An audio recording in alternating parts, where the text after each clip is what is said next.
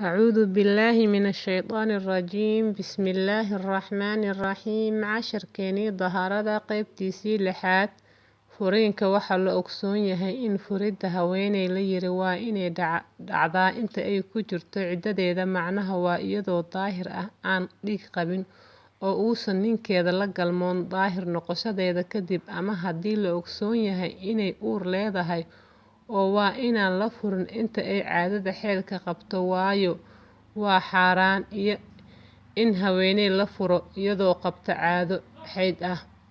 Waxaa la soo wariyay in Cabdullaahi bin Cumar Allaha ka raali noqdee furay xaaskiisii iyadoo qabta caado xayd intii uu noolaa Nabiga sallallahu calayhi wasallam. Cumar bin Khitaab baa wax ka weydiiyay arrinkaas Nabiga sallallahu calayhi wasallam. Rasuulka Alle sallallahu calayhi wasallam wuxuu yiri amar isaga wiilkaaga inuu soo ceshado xaaskiisa oo haysto jeer ay daahir noqoto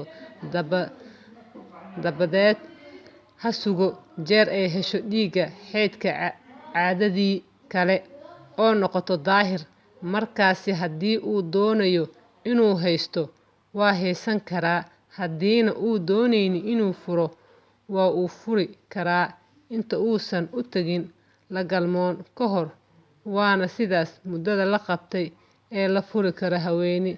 Alle subxaanahu wa tacaala wuxuu yiri إذا طلقتم النساء فطلقوهن لعدتهن markii aad rabtaan inaad furtaan haween fura markii ay joogaan ciddadooda.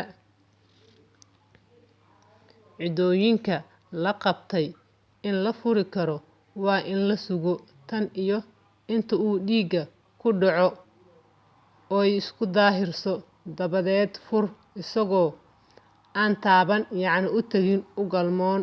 Marka cidda waa waqtiga sharciga dhigay in haween la furi karo macnaha waa fura iyagoo daahir ah oo dhiigga caadada ka meertay oo eedan u tagin. Halkan haweenta uurka leh ciddadeedu tahay muddada uurkeeda haddii caado xeel ku dhaco ama uusan ku dhicinba marka ay ciddadeedu waxay ku xiran tahay dhamaystirka muddada uurkeeda oo xiriir lama laha dhiiggeeda caadada xeelkeeda. Ciddada haweenka uurka leh wuxuu ku dhammaadaa dhalmadeeda ha hesho caado xayd ama yaysan helin. Tixraac qolka Alle subxaanahu wa tacaala وأولاة الأحمال أجلهن أن يضعن حملهن kuwa uurka leh ciddadooda waa inay dhigaan culeysyadooda. insha Allah casharkeenii qaybtiisii lixaad meesha ayaan kusoo gabagabeyneynaa.